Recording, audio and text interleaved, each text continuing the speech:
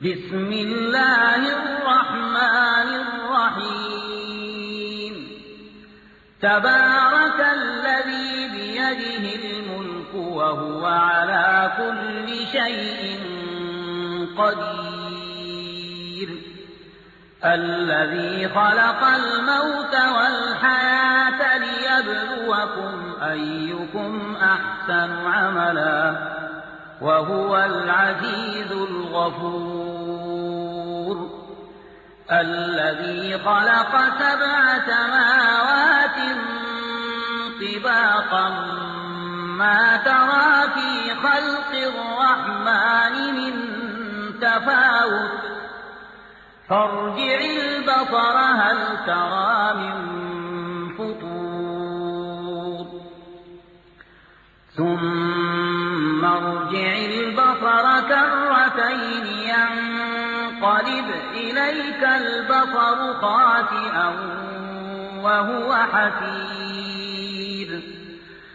ولقد زينا السماء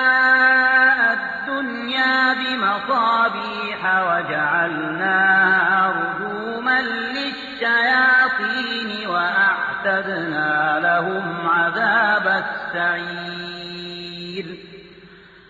وللذين كفروا بربهم عذاب جهنم وبئس المصير إذا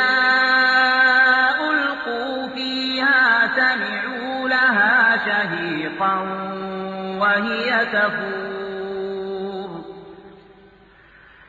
تكاد تميز من الغيظ كلما ألقي فيها فوج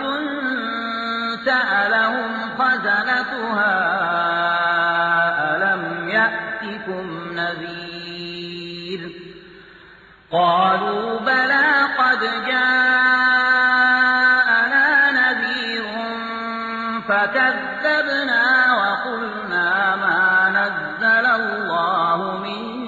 شيء إن أنتم إلا في ضلال كبير وقالوا لو كنا نسمع أو نعقل ما كنا في أصحاب السعير فاعترفوا بذنبهم فسحقا لأصحاب السعير إن الذين يخشون ربهم بالغيب لهم مغفرة وأجر كبير وأسروا قولكم أو اجهروا به إنه عليم بذات الصدور ألا يعلم من خلق وهو اللطيف الخبير هو الذي جعل لكم الأرض ذلولا فامشوا في مناكبها وكلوا من رزقه وإليه النشور أأمنتم من في السماء أن يخسف بكم الأرض فإذا هي تمور أم أمنتم من في السماء أن يرسل عليكم حاصبا فستعلمون كيف نذير ولقد كذب الذين من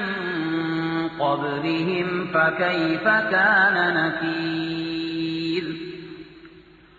أولم يروا إلى الطير فوقهم صافات ويقبضن ما يمسكهن إلا الرحمن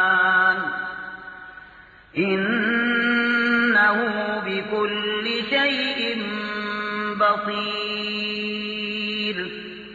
أمن هذا الذي هو جند لكم ينصركم من دون الرحمن إن الكافرون إلا في غرور أمن هذا الذي يرزقكم إن أمسك رزقه بل لجوا في عتو ونفور أفمن يمشي مكبا على وجهه أهدى أمن يمشي سويا على صراط مستقيم قل هو الذي أنشأكم وجعل لكم السمع والأبصار والأفئدة قليلا ما تشكرون قل هو الذي ذرأكم في الأرض وإليه تحشرون ويقولون متى هذا الوعد إن كنتم صادقين قل إنما العلم عند الله وإنما أنا نذير مبين فلما رأوه زلفة سيئت وجوه الذين كفروا وقيل هذا الذي كنتم به تدعون قل أرأيتم إن أهلكني الله ومن معي أو رحمنا فمن يجير الكافرين من عذاب أليم